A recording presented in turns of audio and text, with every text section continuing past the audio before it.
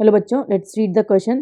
The question says that for a reaction for which delta S is positive is always spontaneous.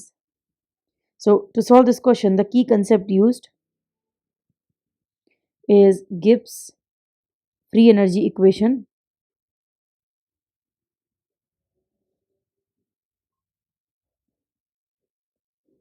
So Gibbs free energy equation हमें बताती है कि delta G is equals to, this is not, delta H minus T delta S. For a reaction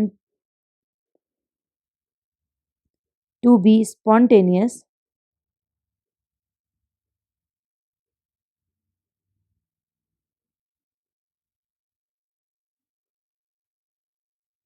delta G की value हमेशा less than zero होनी चाहिए, यानी negative होनी चाहिए. जिसका मतलब ये है कि अगर टी डेल्टा एस पॉजिटिव हो गया तो मेन बात ये है कि ये पूरी वैल्यू टी डेल्टा एस बड़ी होनी चाहिए और डेल्टा एच की वैल्यू कम होनी चाहिए. अगर ऐसा होता है तो ही ये रिएक्शन स्पॉन्टेनियस है. इन केस अगर टी डेल्टा एस में डेल्टा एस पॉजिटिव है बट डेल्टा एच यानी एंथैल्पी की वैल्यू बहुत ज़्यादा है, इन दैट केस भी रिएक्शन स्पॉन्टेनियस नहीं होगी.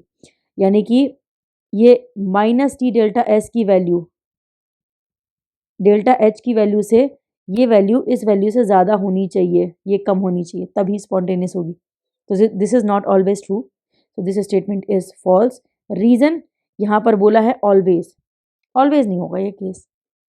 सो this is the final answer. Hope you understood it well. Best of luck.